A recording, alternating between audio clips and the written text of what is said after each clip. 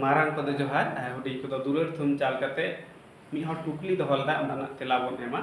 कुकली दो नोंका सारी माने चेक कना सारना माने चेक कना नुआ कुकली दो तो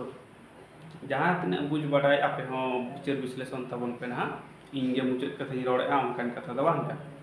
तो पहिलो रे नेल हुई तबना सारी हो धर्म कना सारना हो धर्म कना ओके और दोसार कथा नौका कना जे जतो जायगा रे जतो धर्म रे नाम ती माने तहेना उनकान उइहर भावना हो आलो बन दोहय आदि गोटांग धर्म रे ना उनकान माने बांग ᱧᱟᱢᱚᱜᱼᱟ चेक लेका जेमन बौद्ध धर्म माने चेक कना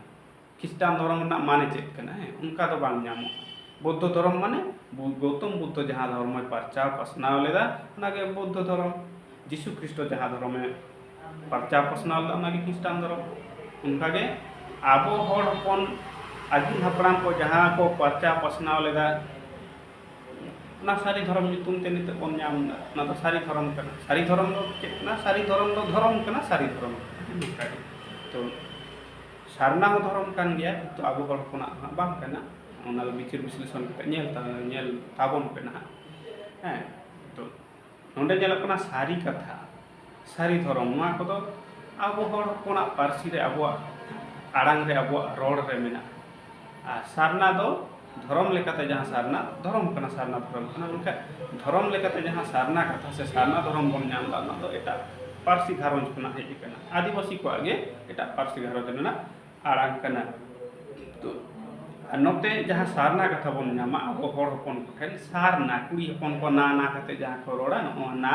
सारना नोनवा सारना दो धर्म दो बांग कना सारना धर्म दो बांग कना है अनुआ दो प्रमाण ᱧᱟᱢ अपन जो तो आदिवासी को कुली लेको खान के नोना प्रमाण दो ᱧᱟᱢ ओके तो आरो सारना रेना माने चेक कना नो दो जहाँ सारना धर्म माना बतावन हर कना को उनको के कुली को आबन कुली को ताबन पे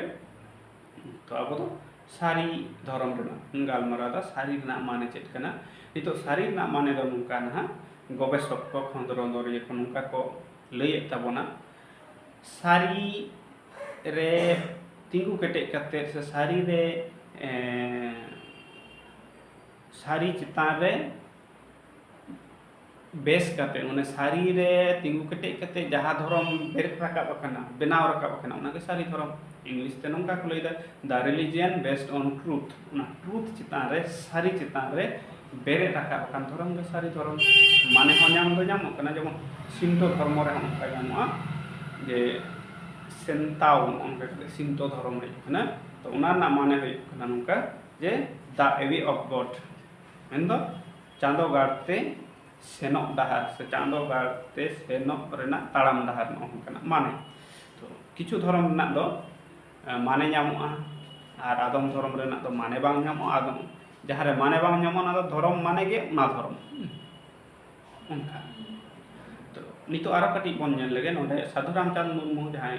अब हर हपन दार्शनिक उनी होय लay कदा सारी बेगर धर्म बांग अर्जा धर्म बेगर जीवी बांग मजा तो on नोडे होय नेल हुआ सारी बेगर धर्म बांग अर्जा नोडे सारी संगे धर्म रेना कटी फरक मेना सारी बेगर धर्म बांग अर्जा नोडे धर्म कटी भेगार मेना सारी तो सारी जायगा रे सारी मतो दो सारी तो सारी मतो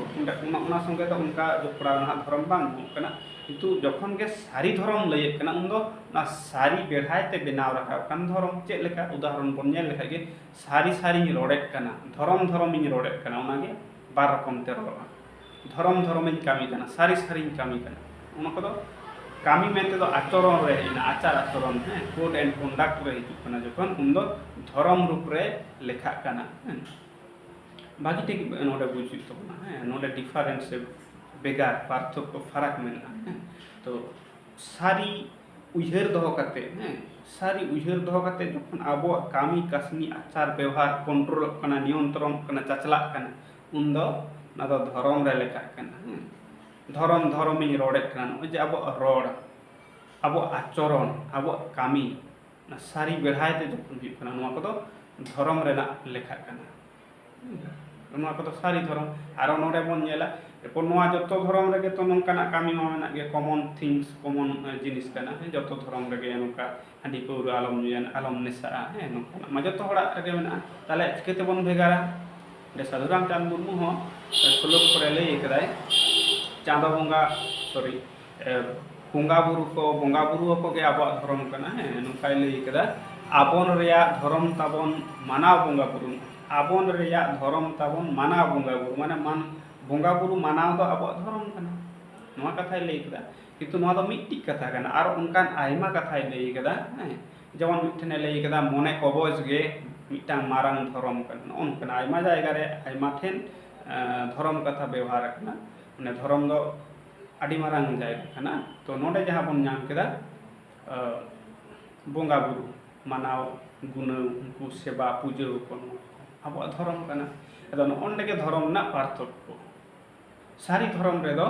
आबोरेन जितकी रे बंगा बुरु मेना का मारांग बुरु चाहे रामोड़े को तुरुई को नुकु के आबोरेन गुरु मेनते लई केदा नुकु दो आबो पाप खना पाप दोरिया को से पाप खना दु दाराम बना को उंडे को राड़ा बना को आर चांदोगाड़ते इदी सेटर बना को उंडे नोनकान कथा नोंडे के धर्म ना एटा धर्म खना एटा मिटांग धर्म खना आर मिटांग धर्म ना भेगार बेना से उरुम दाड़े आबो एटा धर्म रे हो आको चांदोगाड़ते को सेनुआ किंतु आकोरेन बंगा बुरु को एटा बंगा बुरु जहां तो आबो